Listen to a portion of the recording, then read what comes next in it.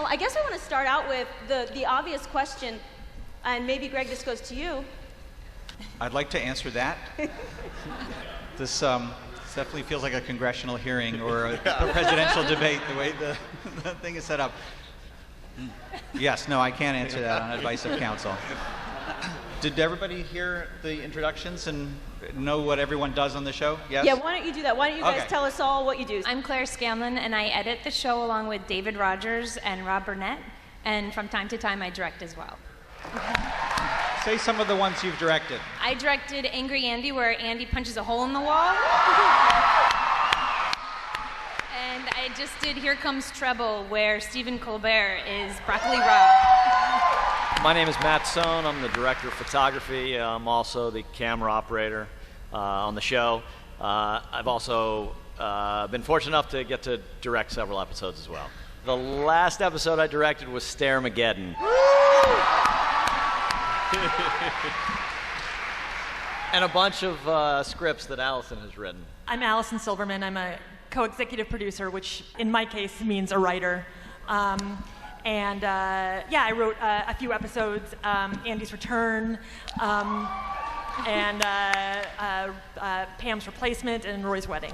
I feel like you guys know who Paul and I are, so let's go to Phil. Hi, my name is Philip Shea. I'm the property master. My job is to represent Scranton through props on the show. Yeah. And Phil, you've been there since... I've been there since the beginning with Greg and Paul. So. My name is Steve Burgess. I'm the line producer. My job is basically to be the camp counselor and keep things going as we start, all the way from writing the episodes, which I don't do, but they do, budgeting, shooting, post, and then finally you guys seeing them on the air. All right, so we were just going to start out by saying, why did you pick Scranton? I didn't know very much about Scranton. At one point, I think it was like 1887 or something. It was like the #1 city in America in many different things. I guess maybe there was something about the nostalgic feeling or the poignancy of it not being that now. I mean, there was a ton of other reasons. Well, I went into a drugstore and looked on all these paper Valentines when I was trying to think about paper stuff, and a lot of them were printed in Scranton, Pennsylvania. And there's a writer named John O'Hara, who's I was reading a lot at the time, who's kind of a cool writer with the tone of the show a little bit, and he wrote a lot of stories in Scranton. There's a lot of different things. And then when I was pretty sure it was going to be Scranton, John Krasinski came. Yeah, that's more, you know him, right? Forget John O'Hara. John Krasinski. No, so he came, he was going to drive from New York to LA to begin working on the pilot, and he said, where should I go? I want to do some research about the show. And he and his friends, I said, Scranton, it's going to be definitely Scranton. And he came and drove through with a few friends with a documentary camera, and he interviewed a lot of people working at these different paper companies, and he also shot all of the footage that's in our main title sequence that you probably are familiar with. That was all shot on his research trip, his actor's research trip. And then when we saw the footage, we realized that there were plenty of real Michael Scotts all over the world. I guess I'll put something out there for the whole panel. Does everybody actually sit down and watch each episode as it airs, like an actual regular viewer of the show? Is that something that you guys take part in? The writers are often working when episodes are airing, in fact. So we're together, but we're working on scripts for, future episodes. We do all get together to watch the episodes during the editing process, and Claire or one of her fellow editors will be up there and we'll give feedback and try to see how we can shape the show. But we're not there to see it as it airs on NBC. It's my turn. This is Tanster from OfficeTally.com.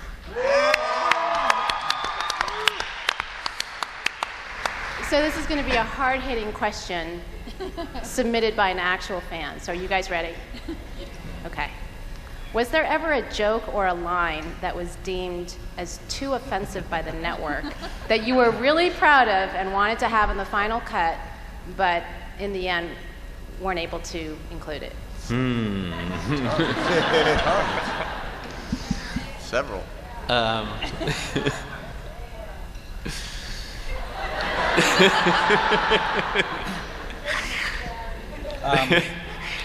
would say yes is the short answer. And maybe the short answer is better than the longer answer. I'm trying to think of some, but the examples that come. I could think of one. Did Thursday night's actions by Andy at the end of the episode? Did that have any? No, that was with the car. Okay by the censor in a much longer version.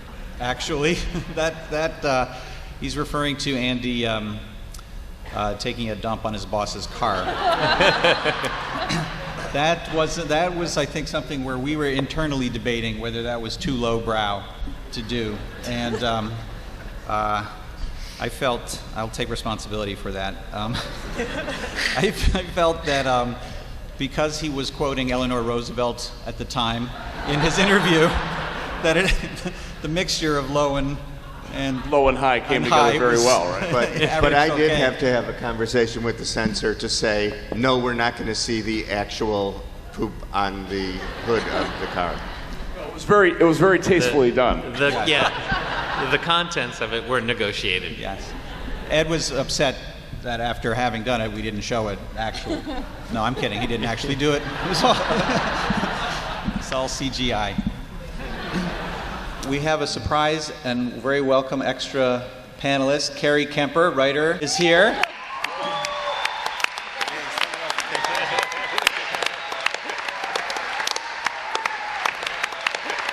You may recognize her as Molly, Jan's assistant, at the white pages.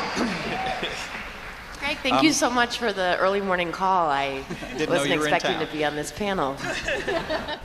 Obviously, the pranks played on the show between Dwight and Jim, and pranks just in general on the show are a big part. They get really creative, wonderful pranks.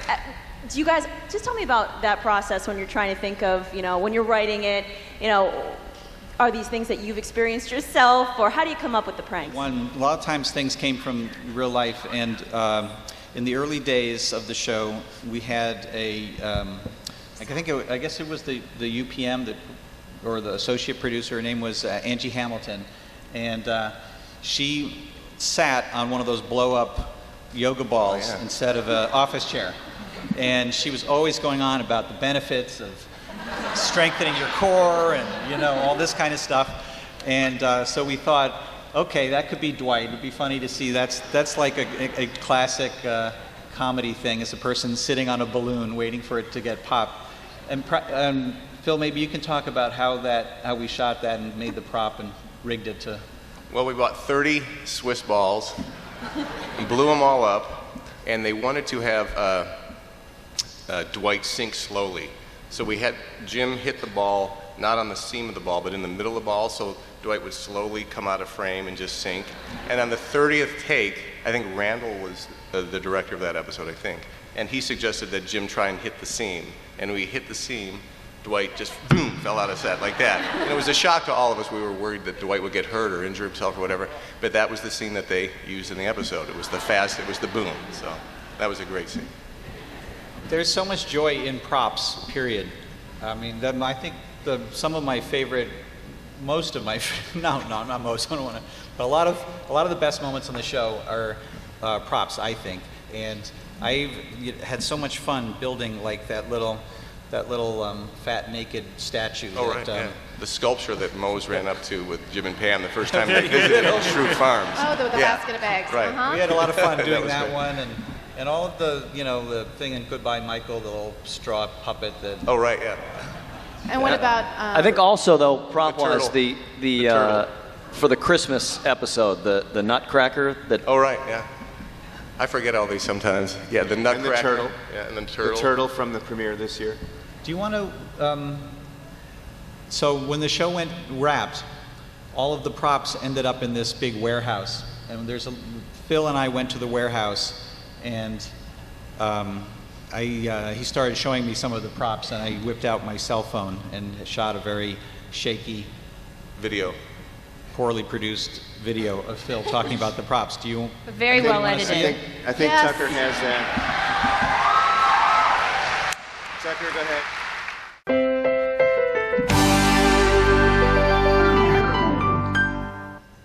Dunder Mifflin Prop Wardrobe Storage Room.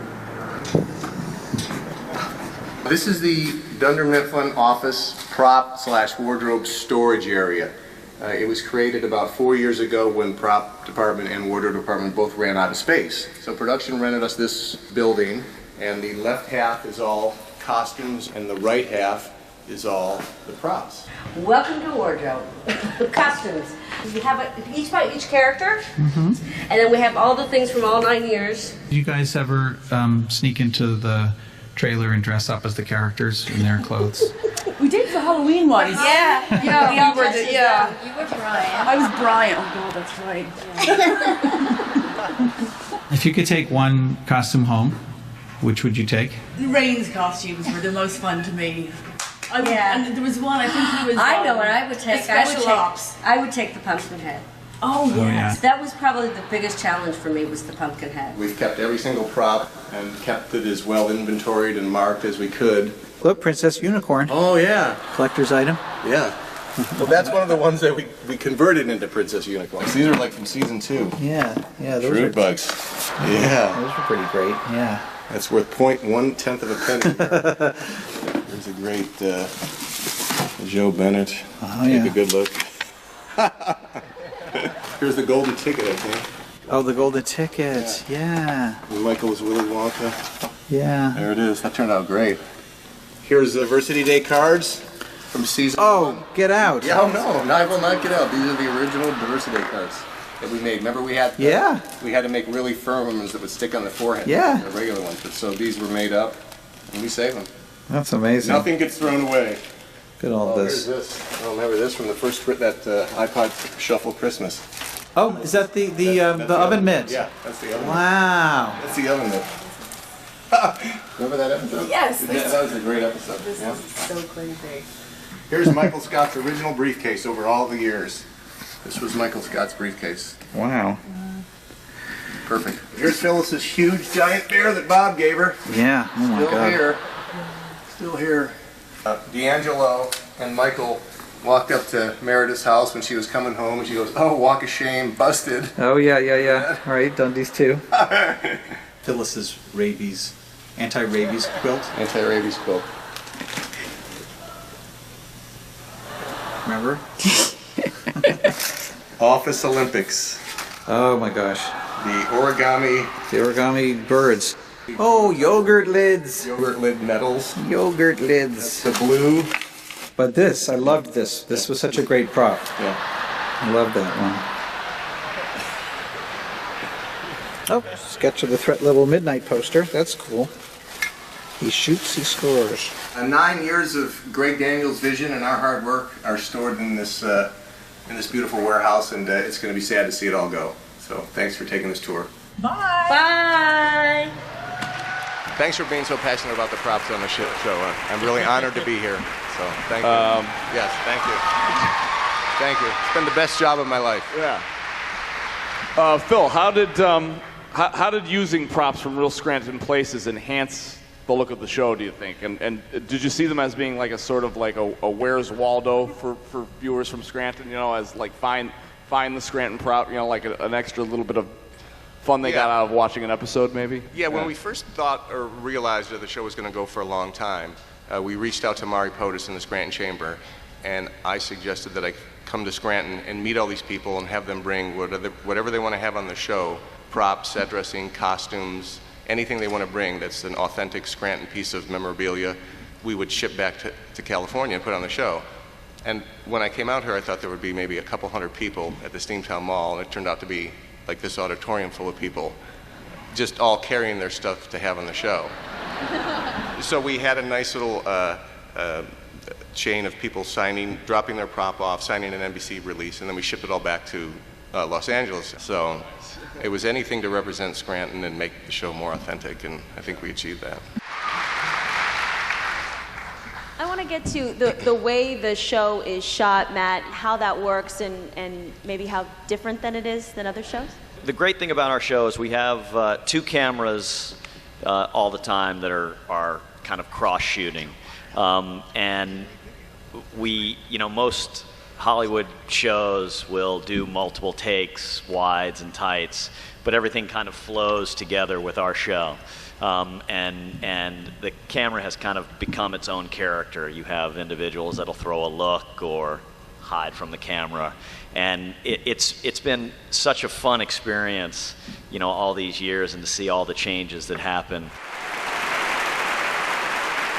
Claire, as an editor, how difficult is it to maintain the feel and the flow of the show, and not only to shoot, but in the post-production to edit that kind of stuff? Well, the scripts come in at 38 pages, which is a bit long for your typical 21.5-minute sitcom. So what we end up doing is you figure it's about a minute a page, and what we edit. So we have a 38-minute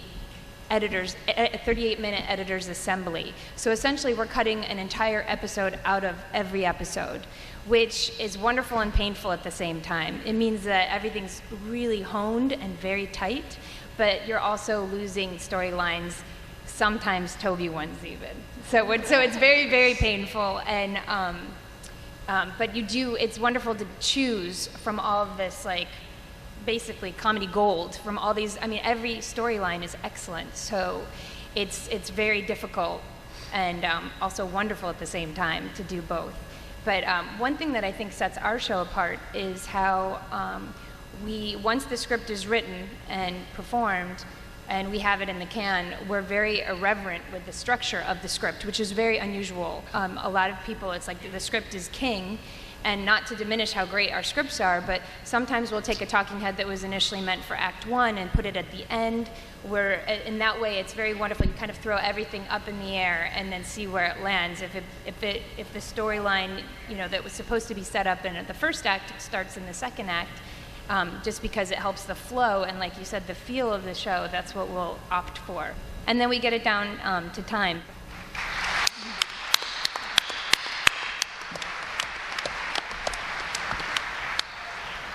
And sometimes you get lucky and a show comes in, the editor's assembly can just go on the air, kind of like last week's show, where Living the dream. Living the dream, where it was, we got the authority to go to an hour because we got an hour worth of great material when it came in. My question is for Carrie. So you both wrote and performed in one of my favorite episodes of the season, The Whale, with the return of Jan Levinson. And you guys remember Carrie played the almost hysterical by the end assistant, Molly? Yes. Could you tell us a little bit how difficult that was to write and perform in the same episode? Yeah, if I may. This is weird. I was nervous. I was very nervous that morning. I was also performing with Melora Hardin, and she's an amazing actress and very professional. So I didn't know Melora as well as I knew everyone else on the cast. And I was comfortable, you know, with Jenna and everyone else, but Melora was kind of a different beast. Like she would start her scenes, you know, outside of the room we were performing in, and it was like no one. She's amazing. Like she just could kind of zone out for 5 seconds and immediately be Jan, whereas I was like looking over the scripts. I had written those lines and I still couldn't remember them. But you know, so quickly though she was warm, and she did ask me what my other acting gigs had been, and I said, you know, I did some high school theater, but it actually helped my character because I was terrified of her. Then the fear on your face was real. Was palpable. Yes. Okay. Good. But it was a blast. It was so fun. I was very happy to be done with it, though, that afternoon, and just watch everyone else. I think anytime the characters play against Jan Levinson, there's just so much good stuff, good comedy gold there. Yeah. So she's really she's a stage actress, right? Or she originally? She was a child actress too. She's a very powerful actress. Yes. She teaches acting, and she's just got a lot of. What do you think? I think power is a great way to do it. I mean, everyone kind of exudes a different thing, and she has a way of, you know, dominating. She has a dominating presence on camera, which is It wasn't something that any of the other characters had. It added this great dynamic to the show. When it comes to writing and then when you're actually getting ready to shoot these scenes, how much input do the actors have in changing the scripts that you wrote and, improv when you're shooting a scene? I think the greatest input they have is over the time and how they shape a character. And I don't think any of the characters would be who they are. It originally starts with a writer's sense, and then the actor really takes over, and after a while we're really writing to them. The way Jan took over, we started to add this element of her being a little nuts, and she just grabbed onto it and did it so brilliantly that it became a lot of fun to write to, and to the point where she just became so nuts she had to go, I guess. And then there's improv. There was a lot more improv in the beginning. And then, it's very difficult because a line has to serve a lot of purposes. And they might come up with a funnier line on set and get a better laugh, but then it doesn't help tell the story. Or they might, concentrate more on, have a more succinct way of doing a story, but it just changing the words a little, it's not as funny. But there was a lot of feedback as well, and especially this last year when they were all producers, and to speak more to that, they had quite a bit to say about they have to be partners. They're very, very important partners, because you can't you can lead a horse to water, but you can't make them drink. You can write anything you want for the actor, but it all has to pass through them and be photographed before you have anything. And if they don't want to do it, or they want to do it a different way, it's going to be that way. So, so to me, it's a partnership, and you have to explain what you're up to, and then they explain what they're up to, and often we would have long discussions, where we'd run to a little room right off the set and brainstorm, and and I'd say, well, I was just going for this, and and they'd say, yeah, we like what you're going for. We didn't like how you got there, and we were trying to do this. And I go, yeah, that sounds good, but I think if you do this, it'll feel too much like this. And and there's a lot of discussion and creative discussion. And to me, that's why I liked having writer performers and performers who could, direct, and editors who directed, and I like having people do all different jobs so that they understand each other's jobs, and then that's not about the power that your job has. It's just about getting the story told the best way, and everybody can participate in how to do that. One of my favorite improvs was when Michael Scott was at a conference room trying to do yet another meeting, and Stanley and Angela pop up from their seats immediately because they don't want any part of it. They've been duped into yet another conference room meeting. And Michael says, lunch is provided, and Stanley says, what is it? And he said, sandwiches, and Stanley sits down, Angela keeps walking, and Steve improved, and baby carrots. And then Angela sat down. And I just thought that was perfect, because that was thinking of Angela Martin's character and exactly what would get her to stay, and he's so quick on his feet to think of that one. And that one made it. Quite often, I'll put all the improvs in the assembly that I think are funny, and sometimes they squeak through, but they have to be excellent. What do you think overall the whole series is 10% improv? Yeah, it's mostly what was written. But 5? 5, 10. But I would say that a lot of more than improv, it was like influence and help after in after the table shaping readings, what they were going to say. Hearing what they thought about their characters after the table readings were huge. I mean, they helped in so many ways to keep the show on track. Steve, for example, was very good about protecting Michael's intentions and intelligence, and putting heart into that character. And I'll tell you that the wedding episode, big episode, Niagara, which I wrote with Mindy Kaling, and you were running the show, and we're all on board with this idea for the wedding episode. And the idea was going to be that we had this beautiful ending planned where Jim and Pam run off and go to Niagara Falls, But to set it up, we had a very long series of crap that they had to go through on their wedding day.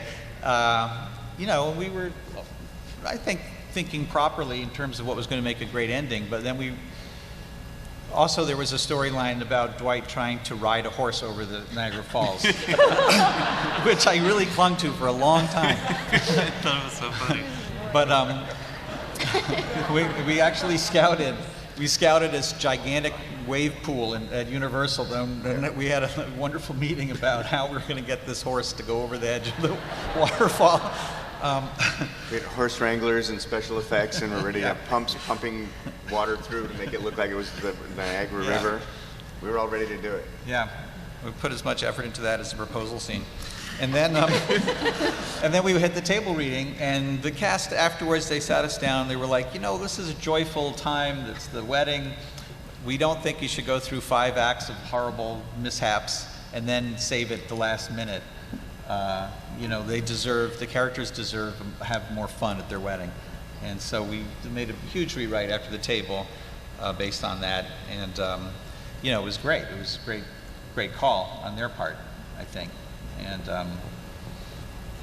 you know. Yeah.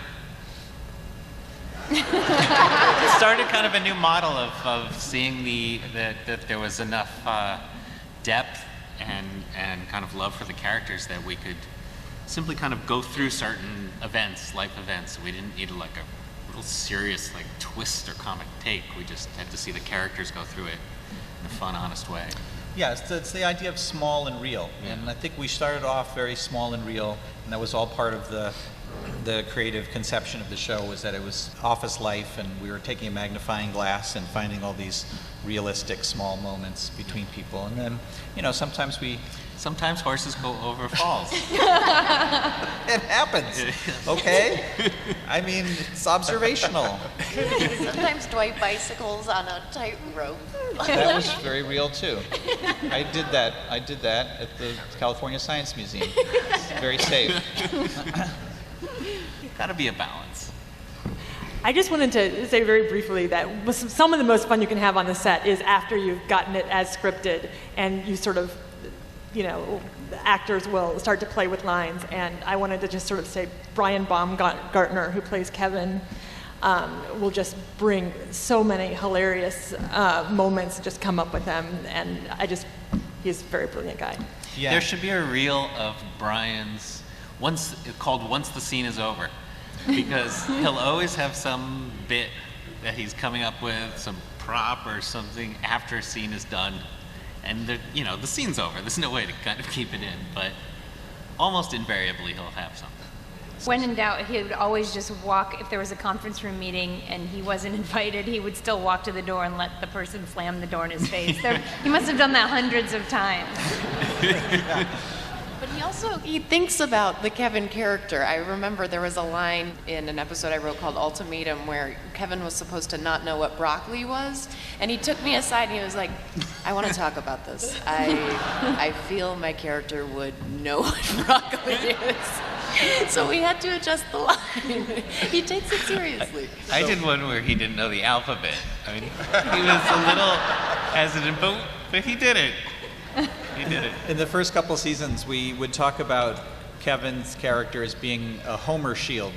And remember that? Yes. And the point of that was that Michael is like the central character. He's like the space shuttle. And there are these tiles on the bottom of the space shuttle that, you know, can absorb the heat of re-entry, and they fall off and they protect the space shuttle. And so Kevin's role was often, because every comedy writer wants to write Homer Simpson, basically. That's Homer Simpson's the classic dumb guy. And if left unattended, comedy writing will turn every character into Homer Simpson. So Michael Scott needed this Kevin character to be his Homer shield, so that all the jokes pitched would heat up the Kevin character and protect the Michael character on the inside. That's something Greg brought from King of the Hill, where I don't know if you were fans of that at all, but Hank had so many shields around him. He had his dumb shield, his crazy shield. Everybody was a different shield. Yeah, Bill Dauterive was the Homer shield on Hank. But there was, and Dale was a different shield. I mean, it was just, Steve, this is a question for you. As a producer who's there every day, you're there in the trenches every day on a daily basis, just getting stuff done. And I was wondering if you could talk a little bit about what your job is like, trying to fulfill the vision of the writers and the director, but at the same time you're managing the crew as well, and making sure everything comes together as a cohesive whole, I guess. And it's kind of a juggling act, in that Universal gives us an amount of money that we have to try to do our show within, and we also want to make everything that the writers dream come true. So it's kind of a tough juggling act. They also have a really great crew that works really quickly, but you still don't have time to do everything. Part of my job is to let Greg and Paul and the guys know, we don't think we can get this done in the time allowed. What do we want to do? And then find out. And then we usually say, no, make it happen. And we eventually make it get done, and that's kind of what I do, is juggle the budget along with the writers and producers' dreams of what we want to get into the show, and find a way to get it into the show. We've done pretty well at getting everything that we want into the show. Is there like an example of something that maybe was extremely difficult in realizing that you finally got done just for sure? The turtle was one. Oh, that was expensive. The turtle was expensive, but we talked about it, and Greg's do you remember the answer turtle was from the premiere? the turtle that Kevin ran over in the cold open of the premiere, and tried to save and tried to put back together. It was a fairly expensive prop. You have to train like 15 turtles. They take forever to train. You have to have a medical, like a veterinarian on the set, to try and keep them alive just long enough. Trying to get the oxygen mask on the turtle was tough. No, they were all fake turtles. They're all rubber. Yeah, Phil actually had some guys create different stages of turtle. We postponed shooting it 3 weeks so we could get it right. We didn't shoot that part of the episode, so till 3 weeks down the road. And we also decided, when we talked about it, we said it's a Kevin scene. It's really funny. We're going to spend the money and make it work. And did you bring a clip? I have some photos from another scene that was real difficult, from the premiere, Dwight riding the high wire, which is kind of just to show you how things go. This was a meeting with Greg, where Greg kind of sketched what his idea was for the high wire. Even though we were going to have a stuntman who was going to be attached to the wire, we put an airbag underneath in case for some reason the attachment disconnected. Obviously it was not Rainn Wilson who rode the bike out into nowhere. It was a stuntman to look like Rainn. We did a couple of takes. The first one he went over this way. It's windy up on the roof there, and I think it just kind of blew our stuntman the wrong way the first time out. So we got the second one. That's the view of our stuntman hanging, knowing that there's an airbag underneath him, but that was the view from up on the roof. That's Matt sitting on the other end there, harnessed in so he doesn't fall off the roof. That's a good view, by the way, of the neighborhood that our offices were in. By the way, you can see all the palm trees in the back. Those go away electronically when we finally get to post. We take them out so it looks more like Scranton without palm trees. I think we were replaying it to see what we had. Oh, but they're actually looking at the camera shots. Do you see that train? Do you see a train in there? That train was right next to our offices, and that motivated in money when Michael runs out and jumps on the train. Then to get the shot of Rainn actually hanging from the bicycle, the guys had to use the condor to get up to the bicycle. Now, I think it's fair to let everybody know that Rainn doesn't like heights. We needed to find a way to have Rainn holding on to the bike and it be high enough. So we ended up building a scaffolding that would allow him to walk upstairs to the height. That's kind of what it looks like when it aired, where you don't see the scaffolding, and the picture before showed you how close he was to the scaffold. This makes it look like he's hanging 40 feet in the air. This is Claire in her etipe, and the next one is Dave in his etipe. He wishes he could be here. The last one is just to kind of show you how some of our cast work. It was a talking head, obviously, so Brian was not wearing his Kevin pants. There are a lot of talking heads you've seen where the actor is not wearing pants. Yeah. And that's it for the photos. I was wondering for the writers who your favorite characters are to write for. There was nothing like writing for Michael Scott. That was just Yes. when he grabbed onto something. What's it? Yep. That's what she said. There was nothing like riding on Michael Scott? Yeah. No, when he could do so much, and he could just play, disgusted and grateful all at the same time, and just and when he liked what he was doing, just it was amazing what happened. I mean, obviously it was very hard to go on without Steve, and we, tried our very hardest, but there was always a feeling on our parts that we missed him, both for his amazing talents, but also as a presence. He was such a good-hearted leader for the team. As far as fun characters to write for, there are a lot, but I would say for me, I love writing for Toby. I'm not just sucking up to you, Paul. Thank you. You're welcome. I do like writing for Erin. Ellie is my sister, and it's easy, so that's why I like it. Gabe was really fun to write for. I don't know. I actually think the hardest characters to write for are Gabe was frequently Jim and Pam, because they're the realist, and it's the least cartoony, and you really have to, they are where the story is. So that kind of takes the most time.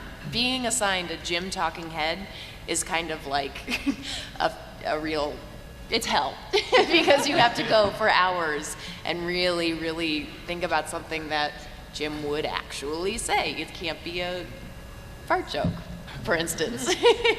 And I think one of the things that I really, as a fan of the show, loved was that there's great comedy on the show, but there are also moments that are not comedic, and obviously often that's Jim and Pam. And as a comedy writer, it actually takes a bit of courage to not write a joke. It's scarier to have something that doesn't have a joke than it does. So that also makes it a particular challenge. I also just wanted to say how much I love writing for Oscar.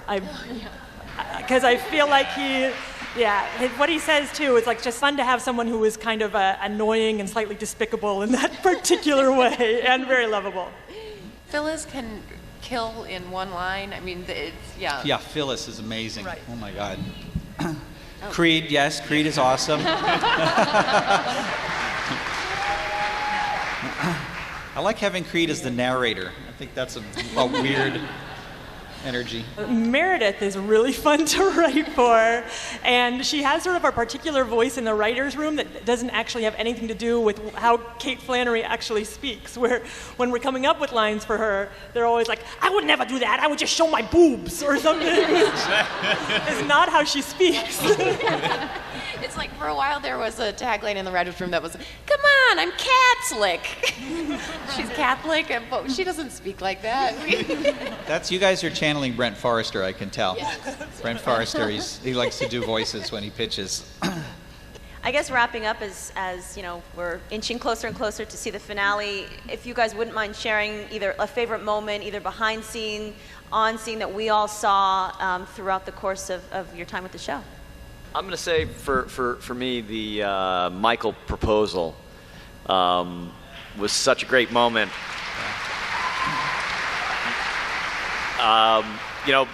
Just for the fact that I'm there and I'm getting wet as well.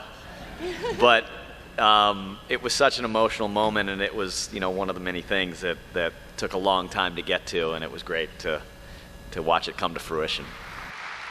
I was the writer for Roy's wedding, and seeing actually behind the scenes Jenna Fisher and David Denman, who played Roy, and how happy they were to see each other, and having that character have a less dark ending than he had earlier in the series was really, really nice for me. Dinner party? Did you guys like dinner party? Yeah. We started that episode and it was cut short by the writer's strike. So we had to wait 4 or 5 months to restart it again. But my favorite part of that episode was the montage at the end when they were playing Hunter song for one night. And they just, you saw, Dwight and Michael driving back and leaving his date at the bus stop with that creepy character there. I mean, that, and Ed and at the ice cream store with Angela, and she slapped the ice cream on the, I don't know, that was always my favorite scene, so. One of my favorite moments had one of my favorite lines from the show was in Goodbye Michael, as Michael Scott hands his mic to the off-camera audio guy and says, "You'll let me know if this ever airs, right?" And then walks away. It's one of my favorite moments. I have to say, I am remembering the screening of Goodbye Michael, and the feeling I had afterward, which was, I didn't know Greg as well because you hadn't taken control. It wasn't the last season. It was season 7, and I just thought, wow, this is what it's like. Now I feel like I'm sucking up to Greg, but it was kind of like this is what it's like to watch a show written by Greg. Like it was just so powerful, and I remember we were talking about whether we could make it longer, and we ended up making it longer, right? Yeah. And I was supporting that. It was just, to take out the air that was in that episode would have been so heartbreaking because the rhythm was so nice and fulfilling. Like it was perfect. Anyway, that was a good moment.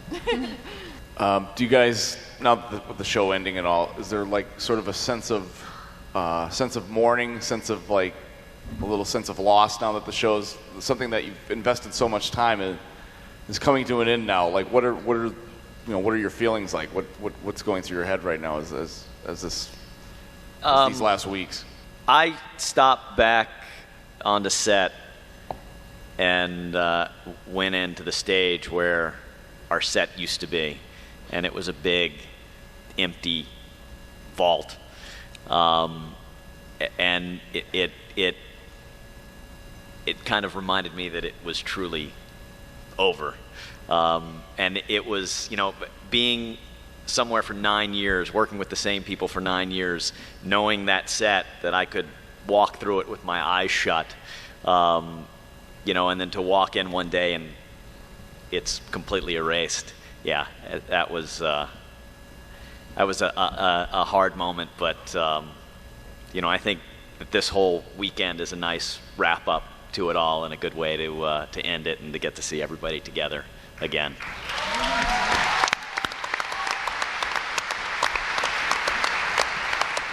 What do you think the legacy of The Office is? It's all what you guys all do with your lives because you met here in Scranton.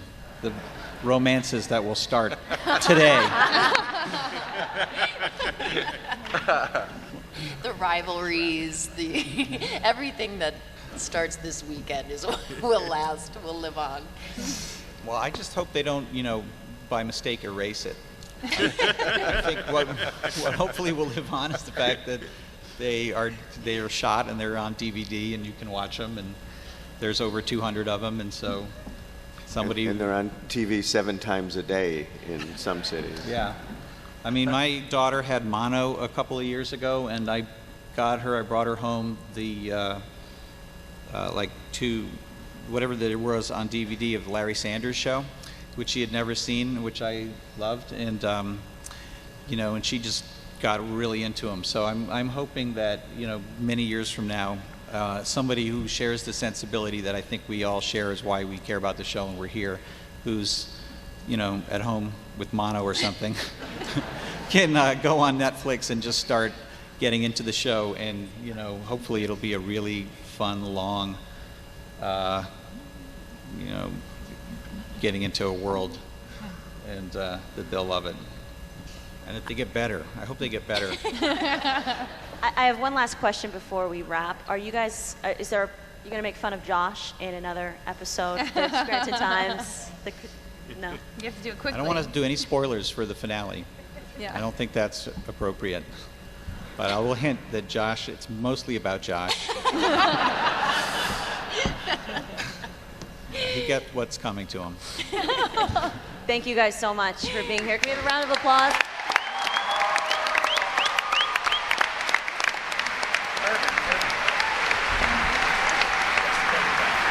Thank you so much. Put it together for our behind-the-scenes panel.